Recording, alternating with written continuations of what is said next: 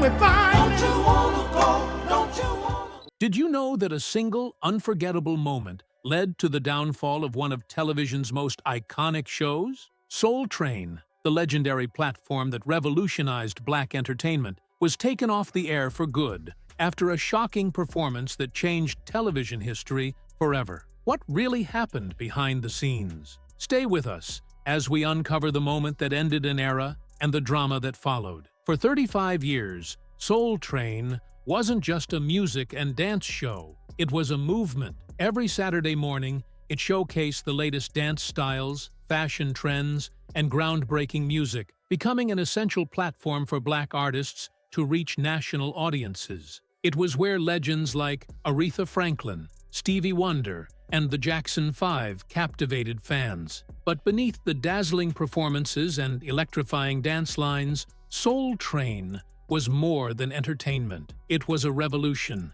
It gave young Black America a space to see themselves celebrated on screen, pushing back against a media landscape that often ignored or misrepresented them. Don Cornelius, the visionary behind the show, wanted to change how black culture was perceived. Inspired by American Bandstand, he created Soul Train to showcase black talent in a way that had never been done before. From its premiere in 1971, it was an instant cultural phenomenon, becoming the hottest destination for artists who wanted to make an impact. The show's influence was undeniable. It didn't just reflect black culture, it shaped it. But as Soul Train grew, so did tensions behind the scenes, and one moment would change everything. In its early years, artists lip-synced their hits, but Cornelius soon realized that live performances would add an authentic energy. This led to unforgettable moments. Barry White performing with a 40-piece orchestra, Al Green singing despite a broken arm, and James Brown joining dancers on the floor in a glittering jumpsuit. Even non-black artists like David Bowie and Elton John were welcomed because they had soul. Soul Train wasn't just a TV show, it was a cultural institution. But even institutions have breaking points, and for Soul Train, that moment came with a performance so controversial it shook the industry. The show's iconic dancers were just as important as the musicians. Aspiring performers lined up for a chance to be part of the magic, with Pam Brown scouting fresh talent from recreation centers across Los Angeles. The Soul Train line became legendary, a tunnel of dancers showing off their best moves, each one eager to outshine the last. But behind the sequins and synchronized steps, the reality was far from glamorous. Dancers filmed 4 episodes in one grueling weekend, 2 on Saturday, 2 on Sunday, without pay unless they performed alongside an artist. Despite these challenges, they stayed because Soul Train was more than a job. It was history in the making, and soon that history would take a dramatic turn. Before Soul Train, black performers were often reduced to stereotypes, but the show flipped the narrative, giving artists and dancers the recognition they deserved. Fashion was bold. Bright colors, oversized medallions, and platform shoes became signature looks. Dance styles like popping, locking, and whacking were born on its stage, paving the way for hip-hop and breakdancing. Even Michael Jackson learned the robot from Soul Train dancers, and later perfected the moonwalk with their help. The show's influence was everywhere, but as time passed, tensions behind the scenes grew, setting the stage for its downfall. Although Soul Train wasn't overtly political, it subtly pushed boundaries. It promoted natural black beauty, partnered with Afro sheen to celebrate natural hairstyles, and educated audiences with segments like the Soul Train Scramble Board, where contestants spelled out the names of black historical figures. It was a show that empowered, uplifted, and educated, but no amount of cultural significance could save it from the moment that would change everything. When a young Michael Jackson and the Jackson 5 electrified the stage with their hit Dancing Machine, no one could have predicted that a single moment would change pop culture forever. But then, it happened. Michael introduced the world to the now iconic robot dance. The precision, the effortless cool, the sheer magnetism. This was more than a performance. It was a revelation. The Soul Train audience was left in awe. And just like that, Michael Jackson had cemented his place as the king of pop. Fast forward to December 1975,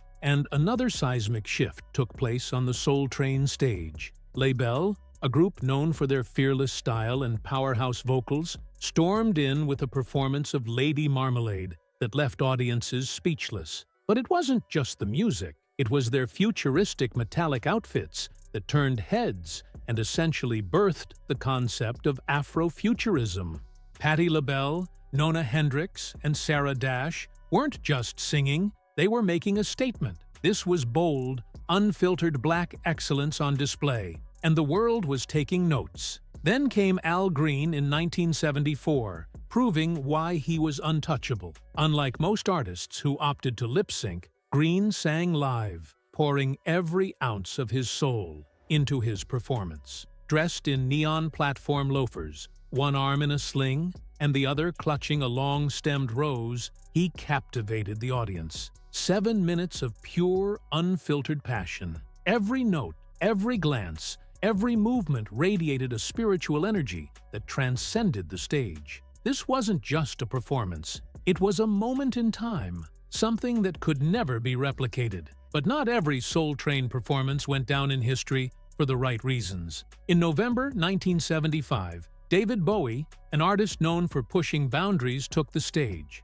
But something was off. Reports later revealed that Bowie, nervous about appearing on the legendary show, had a little too much to drink beforehand. As a result, he struggled with his lyrics, requiring multiple takes to get through his set. Don Cornelius, the ever-perfectionist, was reportedly unimpressed, and the performance became one of the more infamous moments in Soul Train history. Still, Bowie's appearance was groundbreaking. It proved that Soul Train's influence had reached beyond R&B and soul, extending into the rock world, breaking barriers in ways no one had imagined. As the years rolled on, Soul Train continued to evolve, but the industry was changing at a breakneck speed. By the late 1980s, hip-hop had taken center stage, and with it came moments that rocked the show's foundation. One of the most shocking was the infamous Milli Vanilli performance in 1989. Introduced by Don Cornelius as the first major rap stars from Europe,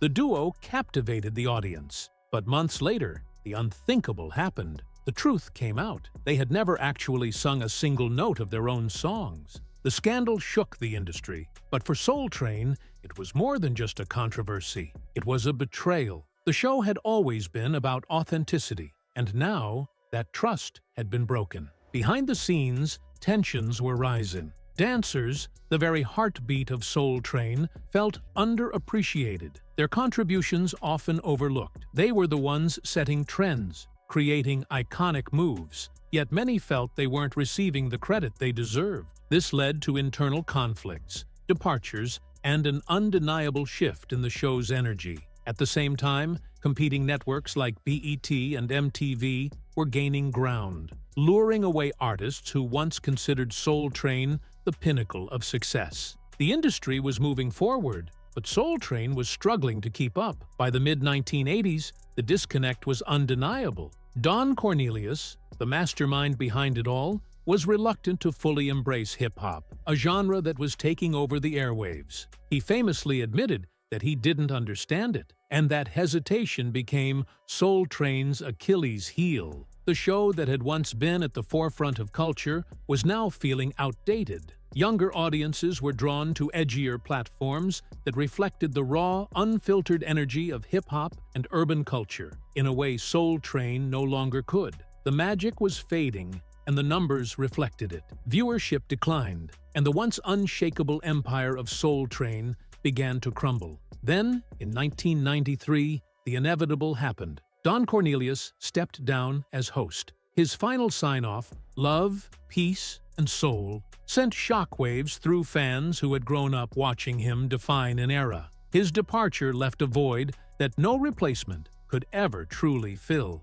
While new hosts attempted to keep the train moving, the show was never quite the same. The heart, the soul, it had all been tied to Cornelius's vision, and without him, it struggled to find its way. Even today, the legacy of Soul Train is undeniable. Fans still reminisce about the unforgettable performances, the energy, the culture it celebrated. There will never be another show like it, one fan wrote online. Another said, Soul Train made me feel proud. It was a place where we could shine. That's the power of Soul Train. It wasn't just a show, it was a movement, a reflection of an era where music wasn't just heard, it was felt. From Michael Jackson's Robot Dance to Labelle's Bold Fashion, Soul Train was history in motion. Though the show is gone, its spirit thrives in music, dance, and black culture. More than a show, it was a revolution, one that lives on, forever etched in the hearts of its fans. Soul Train wasn't just a show, it was a movement that shaped music, dance, and culture forever. If you loved this trip down memory lane, hit like, drop a comment with your favorite Soul Train moment, and subscribe for more. Stay tuned, more legendary stories are coming your way. Love, peace, and soul.